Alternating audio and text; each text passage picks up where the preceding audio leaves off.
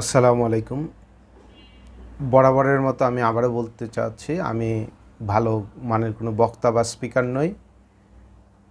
আমি জাস্ট আমার মনের কথাগুলো জাতির সাথে, এদেশের মানুষের সঙ্গে শেয়ার করছি একজন সাধারণ মানুষ হিসেবে। আমি আমার প্রিয় দল, ভালোবাসার, ভালো লাগার যে দল, জাতীয়তাবাদী দল বিএনপিকে যেটা বলতে চাই, আমি বিএনপির সমালোচনা করতে চাই, চরমতম সমালোচনা। আমি জানি যে যখনই কারো সমালোচনা করা হয়, বিশেষ করে এখনকার যে রাজনীতির যে বাস্তবতা, সমালোচনা করলেই তাকে অন্য ট্যাগ দেওয়া হয় বা তাকে ওন করা হয় না। তারপরেও আমি এই সমালোচনা করতে চাচ্ছি।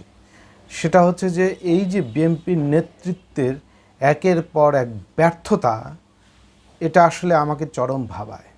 আমরা এই বিএনপিকে জিয়াউর রহমানের, শহীদ প্রেসিডেন্ট জিয়াউর রহমানের আদর্শে গড়া একটি সংগঠন, এই সংগঠনটি নষ্ট হয়ে যায় বিশেষ করে সেই জন্য না, আমার ভালোবাসা এই জন্য বিএনপির প্রতি, সেটা হচ্ছে যে এটি একটি ভারত বিরোধী সংগঠন বাংলাদেশে, যে বছরের পর বছর, যুগের পর যুগ এই ভারতপ্রীতি আওয়ামী লীগের এগেনস্টে লড়াই করে গেছে, যুদ্ধ করে গেছে। সেই ভারত বিরোধী যে সংগঠন হিসেবে বাংলাদেশের বুকে মাথা উঁচু করে দাঁড়িয়েছিল, সেই সংগঠনটি আজকে প্রত্যেকটা জায়গায় পদে পদে অযোগ্যতা, নির্বুদ্ধিতা এবং মানুষের মন থেকে, হৃদয় থেকে তার ভালোবাসা নিজে মুছে দিচ্ছে। এই জন্যই আজকে আমি চরমভাবে সমালোচনা করতে চাই। যারা নেতৃত্বে আছেন তাদের যে ব্যর্থতা, সেই ব্যর্থতাগুলোকে আমি বলতে চাই। আপনারা প্রথমেই যে গত 15 বছর চরম ব্যর্থতার পরিচয় দিয়েছেন। এদেশের মানুষ উন্মুখ হয়েছিল এই হাসিনা রেজিমের পতন ঘটানোর জন্য। আপনারা হয় সেটা বুঝতে পারেননি, অথবা সেই নেতৃত্ব দেওয়ার মতো সক্ষমতা আপনাদের ছিল না, অথবা এই জনগণ আপনাদেরকে বিশ্বাস করতো না, যার ফলে আপনাদের হাজারো ডাকে জনগণ সাড়া দেয় নাই। এটা কেন? কী জন্যে পারেন নাই? কী জন্য আপনাদের ডাকে জনগণ নামে নাই? আপনারা এটা নিয়ে কি কোনো স্টাডি করেছেন? কোনো স্টাডি আমার মনে হয় না করেছেন। এখন আবার পাগল হয়ে গেছেন নির্বাচনের জন্য। এই নির্বাচনে বিএনপি, যদি আপনারা প্রথমেই এসেই নির্বাচন চেয়েছেন, 3 মাস বা 6 মাসের মধ্যে নির্বাচন দেয়। আরে ভাই, 3 মাস পর নির্বাচন দিয়ে বিএনপি ক্ষমতায় আসলে তো এতদিন বিএনপির নামার সময় হয়ে যায়, তা বুঝেন? এতদিন বিএনপির আবার নামার সময় হয়ে যেত। এই পরিস্থিতিতে কতটা নির্বুদ্ধি তার পরিচয় থাকলে আপনারা দ্রুত নির্বাচন দিয়ে ক্ষমতা আসতে চান? দেশের যে পরিস্থিতি আপনারা বুঝেন, আপনারা ঠিক করতে পারতেন।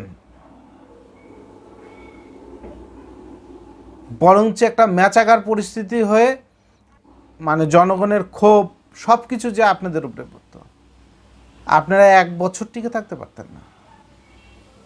তা আপনারা কোন বুদ্ধিতে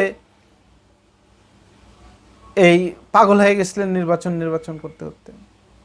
হ্যাঁ, একটা স্ট্যাবল পর্যায়ে আসুক, একটু ধৈর্য ধরেন, এবং আপনাদের যেগুলো প্রবলেম, সেই প্রবলেমগুলো আপনারা নিয়ে আলোচনা করেন, ডিসকাস করেন, আপনাদের দলকে গোছান। দলের কি সমস্যা ছিল, কেন জনগণকে আমরা এই আন্দোলনের নেতৃত্ব দিতে পারি নাই, কেন ওই ওই ছোট্ট বাচ্চাদের, হ্যাঁ, ইয়াংরাই অবশ্যই আন্দোলন করে, সারা জীবনে ইয়াংরাই আন্দোলন করেছে। আন্দোলন বৃদ্ধ বয়স্ক মানুষ আন্দোলন করে না, কিন্তু আন্দোলনের নেতৃত্ব তো চাবিকাঠি থাকার কথা ছিল রাজনৈতিক দল বা যারা প্রবীণ তাদের কাছে। কিন্তু আপনারা পুরাটাই ব্যর্থ হয়েছে, ফুললি ব্যর্থ হয়েছে।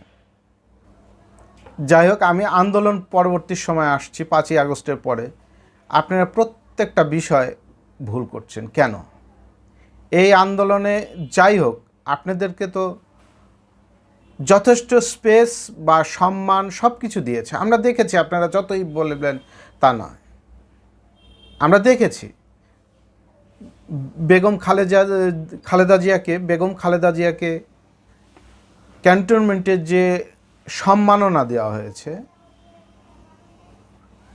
আপনারা আসলে কি মানে অনেককে আছে সম্মান দিতে চাইলে, ক্ষমতা দিতে চাইলেও নিতে পারে না, নেওয়ার যোগ্যতা নাই। আপনারা কেন এইটা নিতে পারেন নাই? আজকে জামাত ঠিকই তারা সুযোগগুলো নিয়ে নিয়েছে। আজকে আপনারা যাই বলেন, জামাতের দিকে চেয়ে থাকতে হচ্ছে। জামাতের ডিসিশনের উপরে অনেক কিছু নির্ভর করছে বলে আমার কাছে মনে হয়। তো এই পরিবেশ, জামাত ঠিকই সরকারের সঙ্গে মিশে সরকারকে কোঅপারেশন করে তাদের অবস্থানটা তারা করে নিচ্ছে, কিন্তু আপনারা পারেন নাই। এই সরকারের বিরুদ্ধে গেলে তো আপনাদের জনসমর্থন হারাবে। এটা আপনারা, এই পালসটাই আপনারা বুঝতে পারেন। এই গভর্নমেন্টের বিরুদ্ধে যদি সরাসরি যান, আপনাদের জনসমর্থন হারিয়ে যাবে, এই বিষয়টি আপনারা বুঝতে পারেননি। এই গভর্নমেন্টটা তো এদেশের আমার তো মনে হয় সর্বোচ্চ জনসমর্থিত সরকার। আপনার তথাকথিত ভোট হয়নি এটা ঠিক, কিন্তু সর্বোচ্চ জনসমর্থিত সরকার। বাংলাদেশে কখনো এত মানুষ রাস্তায় নেমেছে এর কোনো ফুটেজ কোনো কালে দেখাতে পারবেন? এত সংখ্যক মানুষ রাস্তায় নামার কোনো ফুটেজ আপনাদের কাছে আছে সংরক্ষিত? তাহলে সর্বোচ্চ জনসমর্থিত সরকার কিন্তু এই সরকার। সেই সরকারের এগেনস্টে আপনি সহজেই লেগে যাবেন, আর আপনার জনসমর্থন থাকবে আগের জায়গায়, এটা মনে করেন কি করে? তাহলে আপনাদেরকেও করতে হতো। জামাত যেরকম পলিসি করছে সেরকম পলিসিতে আপনাদেরকে তো স্পেস দিয়েছিল, বড় দল হিসেবে আপনাদেরকে কিন্তু স্পেস দিয়েছিল গভর্নমেন্ট, যথেষ্ট স্পেস, কিন্তু আপনারা সেটা কাজে লাগাতে পারেননি। আপনারা কেন একটু ধৈর্য ধরে সরকারের সাথে মিশে নিজেদের অবস্থানটাকে আরেকটু কি বলেন, সুসংহত করতে পারতেন? তো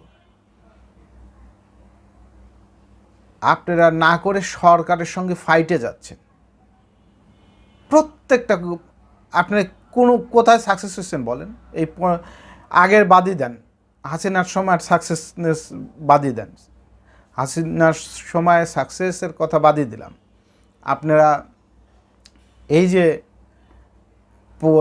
5ই আগস্টের পরে এই একবার 3 মাস পর নির্বাচন চাচ্ছেন, 6 মাস পর নির্বাচন চাচ্ছেন, 8 মাস পর নির্বাচন চাচ্ছেন।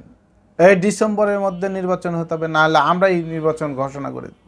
নিজেই সরকার হয়ে যাচ্ছেন, উল্টাপাল্টা কথাবার্তা বলতেছেন কেন? আর তারপরে ডিসেম্বরে নির্বাচন না হইলে একটা অঘটন ঘটে যাবে, সরকারের বিরুদ্ধে আন্দোলন করবেন। ফেব্রুয়ারি মাসে নির্বাচন, এরপরে আবার গেলেন ফেব্রুয়ারি মাসে। প্রত্যেকটা জায়গায় কিন্তু আপনারা আবার ওই যে আরেকদিকে আছে ইশরাক, কি অবস্থাটা করলেন ইশরাককে নিয়ে? ঢাকা শহরের মানুষ অতিষ্ঠ হয়ে গেছে আপনার ওই একটা ঘটনা নিয়ে। যে ইশরাকের ভালোবাসা এত বেশি ছিল, যে কোনো সময় সে ভোটে দাঁড়াইলেই সে মেয়র হয়ে যেত, জেনুইন ভোটে। আপনার কেন ভাই এরকম পরিবেশ তৈরি করে 10 দিনের মেয়র হতে হবে? এখন তো আমও গেল, ছালেও গেল। এখন তো জেনুইন ভোটে ইশরাকের মেয়র হক জুলুম আছে। এখন ভোট দিলে সে আর হইতে পারবে বলে আমার মনে হয় না। তাহলে এই যে প্রত্যেকটা ক্ষেত্রে তারপরে তো আছে বিএনপির অগণিত নেতাকর্মীর সন্ত্রাসী কার্যকলাপ, চাঁদাবাজি। এটা তো তকমা মোটামুটি যেরকম আওয়ামী লীগের ছিল, ছাত্রলীগের ছিল, যুবলীগের ছিল, সেই সেম তকমা এখন আপনাদের গায়ে। বুঝেন? অথচ এগুলো নিয়ন্ত্রণ করার বিন্দুমাত্র অবস্থান আপনাদের দেখছি না।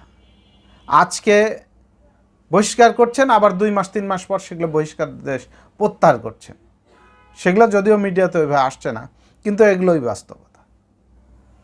যার ফলে আসলে বহিষ্কার করে করবেন কি? ওই যে প্রশাসনে যেরকম আওয়ামী লীগ, ওই প্রথম স্তর আওয়ামী লীগ, ওইটা সরাইলে সেকেন্ড স্তর আওয়ামী লীগ, বিএনপির অবস্থা হয়ে গেছে এরকম। প্রথম স্তরে যেগুলো আছে সেগুলোও ধান্দাবাজ, দ্বিতীয় স্তরে যেগুলো আছে সেগুলোও ধান্দাবাজ, তৃতীয় স্তরে যেগুলো আছে সেগুলোও ধান্দাবাজ। যাবেন কই?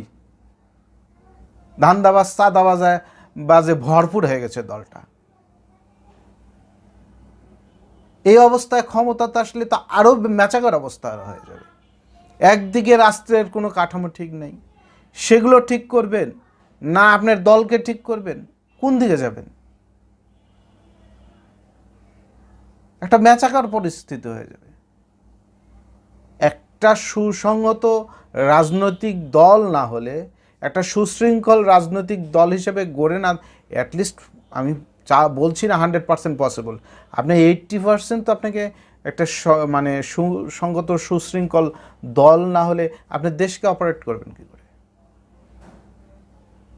আপনি একটা কথা বলবেন, অ্যাকচুয়ালি বিএনপির আরেক নেতা, জেলার এক নেতা টাকা খায়, আরেকটা আওয়ামী লীগের নিয়োগ দিয়ে বসে থাকবে। টাকা খাওয়া পার্টি যদি আপনি না কমাইতে পারেন, তাহলে তো চালাইতে পারবেন। যাই হোক, অনেক কথা বললাম, এগুলো বলে শেষ করা যাবে না।